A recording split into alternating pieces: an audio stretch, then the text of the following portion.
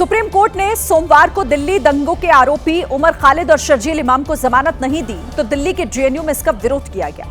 JNU में left छात्र ने जमकर नारेबाजी की।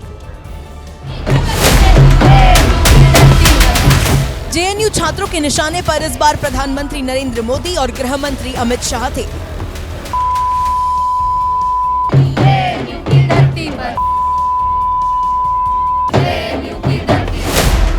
डपली बजाते हुए लेफ्ट छात्र उद्योगपति गौतम अडानी के खिलाफ भी नारे लगा रहे थे।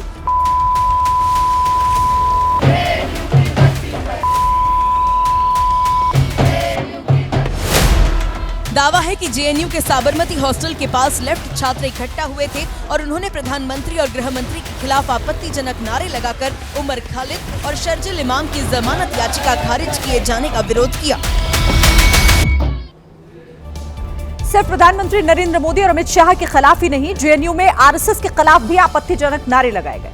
नारेबाजी के कई वीडियो सामने आए हैं, जिसके बाद जेएनयू एक बार फिर से विवादों में आ गया है। विवादित नारेबाजी के खिलाफ बीजेपी ने टुकड़े टुकड़े गैंग और कांग्रेस पर हमला बोला। ये टुकड़े टुकड़े गैंग का एक कैंप ऑफिस बन गया, कार्यालय बन गया। और भूले नहीं, ये भारत है, नरेंद्र मोदी का भारत है। दिल्ली सरकार में मंत्री कपिल मिश्रा ने तो विवादित नारेबाजी को वामपंथियों की छटपटाहट बताया। तो इनकी छटपटाहट है और देश के दुश्मन ये जो सपोले हैं इनका सिर कुचला जा रहा है, इसलिए ये बिलबिला रहे हैं। वैसे जेएनयू में टुकड़े टुकड़े गैंग की नारेबाजी पहली बार नहीं हुई है। हालांकि देखना होगा कि इस मामले में जेएनयू प्रशासन और दिल्ली पुलिस का क्या एक्शन होगा। आगरा के सरोजिनी नायडू मेडिकल कॉलेज से अजब तस्वीर सामने आई। यहाँ मरीजों के वार्ड में आवारा कुत्ते घूमते दिखाई दी। वहां उन्हें रोकने वाला कोई नहीं है और ऐसी तस्वीर सिस्टम पर सवाल खड़े कर रही है। जहां सिर्फ मरीजों की एंट्री होनी चाहिए, वहां डॉगी जी भी पूरा इत्मीनान और आराम फरमा रहे हैं। कोई रोक टोक नहीं। जब मन हुआ ये कुत्ते आराम से आते, खाते पीते, मन किया तो तीमारदारों संग सो भी जाते। कमाल की बात तो यह है कि तीमारदार इन्हें भगाने की कोशिश करते हैं तो ये भागते भी नहीं, क्योंकि अब तो इन्होंने अस्पताल को ही अपना परमानेंट ठिकाना मान लिया है।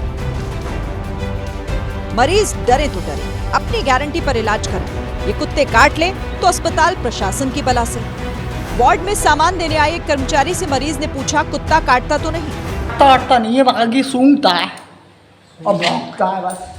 अस्पताल के कर्मचारी मरीज की बीमारी पहचान पाए या ना पहचान पाए, लेकिन कुत्ता काटने वाला है या सूंघने वाला, इन्होंने इसकी पूरी तालीम ले रखी है। आगे बढ़ते हैं। थैलेसीमिया जैसी गंभीर बीमारी से जूझ रहे मरीजों के लिए एक अच्छी खबर आई है। अमेरिका के FDA यानी फूड एंड ड्रग एडमिनिस्ट्रेशन ने थैलेसीमिया की पहली ओरल दवा को मंजूरी दे दी है। अमेरिकी FDA के मुताबिक थैलेसीमिया के मरीजों का इलाज अब मुंह से खाने वाली दवा से भी हो सकता है। इस दवा के आने से थैलेसीमिया के मरीजों को बार बार ब्लड ट्रांसफ्यूजन करवाने से राहत मिल सकती है। अमेरिकी FDA ने इसके लिए मिटापिवेट नाम की दवा को मंजूरी दी है। ये दवा अल्फा या बीटा थैलेसीमिया से पीड़ित लोगों को दी जा सकेगी। थैलेसीमिया एक जेनेटिक बीमारी है जिसमें खून में हीमोग्लोबिन नहीं बन पाता। नई दवा मिटापिवेट मरीज के खून में RBC और हीमोग्लोबिन की मात्रा को बढ़ाती है।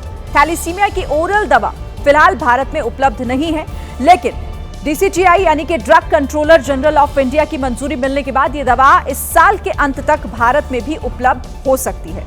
मिटापिवेट का इस्तेमाल 18 साल से अधिक उम्र के अल्फा या बीटा थैलेसीमिया मरीज ही कर सकते हैं।